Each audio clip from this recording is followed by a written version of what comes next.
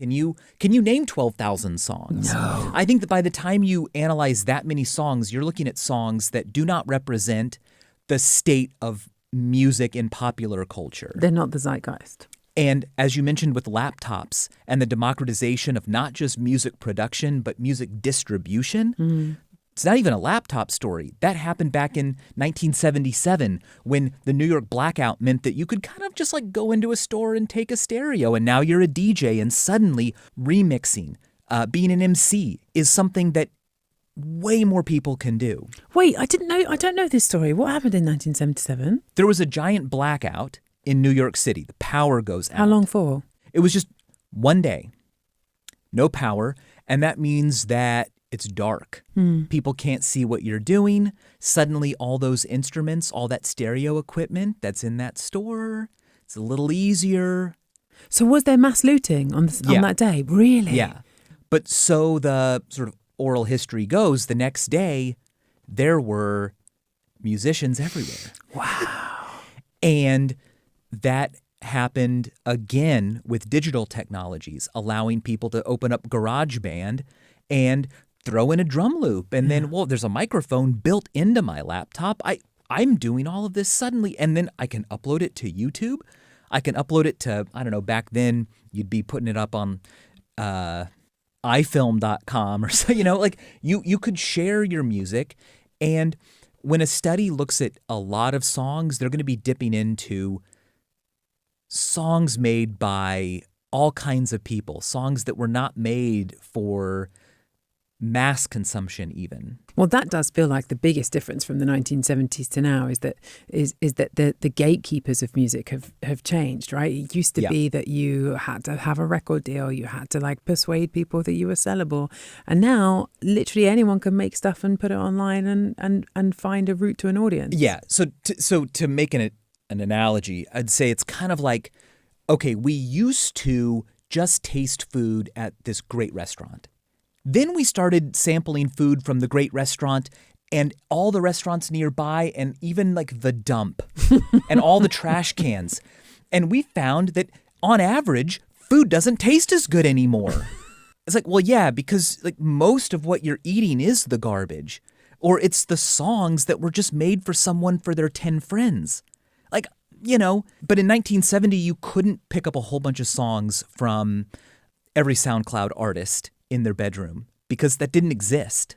Well, hold on then a second, right? So I buy your argument. I like the sampling from the dump. I think that really rings true, especially now with AI-generated music. But anyway, but then why does everybody think that their era was the era when music was better? If the 1970s wasn't this objective peak in music for the entire history of humanity, then why does everyone sort of claim that it was? Yeah, no, it's a great question because we could talk forever about what studies have said and what their methodologies are. But at the end of the day, this is not an alien concept to us that music used to be better. This is particularly coincidentally better when I was a kid. Why does that happen? Well, it's a well-known piece of human behavior. And there are a lot of different names for what I think is involved in all of this. You've got, for example, Rosy Retrospection. That's a name used to describe our tendency to remember things better than we experienced them at the time. In fact, experience is kind of this little, let's see, the shape is kind of like a little dip. Okay, we anticipate things being really great. And then while we're experiencing them, we're like kind of disappointed. But then later on, we remember it and we're like, it's pretty cool. Yeah, my favorite example of that is the impact of having children on your life satisfaction. Yeah. Because children make you much happier until they're born. At which point you suffer very greatly in terms of your happiness. And that continues until they leave home, at which point it's the you're most way beautiful happier thing you again. ever did in your life. Yeah, exactly. And this happens with all kinds of things in the past. On top of that, our brains are wired to remember more from our 20s. Specifically, this is known as the reminiscence bump. If you interview people who are over 40 and you just ask them to list out memories, they will have an overwhelming glut of memories from between 10 and 30. That is called the Reminiscence bump, because it's this like sudden, like I've got a lot of things to say from that era, and then I don't know.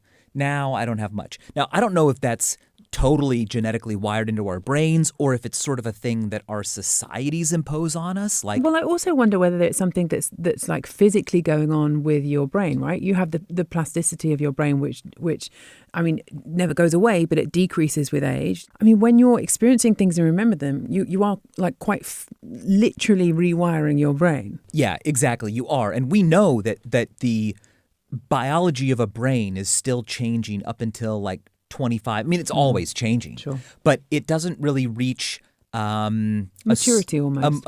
A kind of maturity until the 20s. Yeah. So I'm just not ready to say that I think that it's a genetic thing that you'll find in all human societies, because we are particularly prejudiced against old people.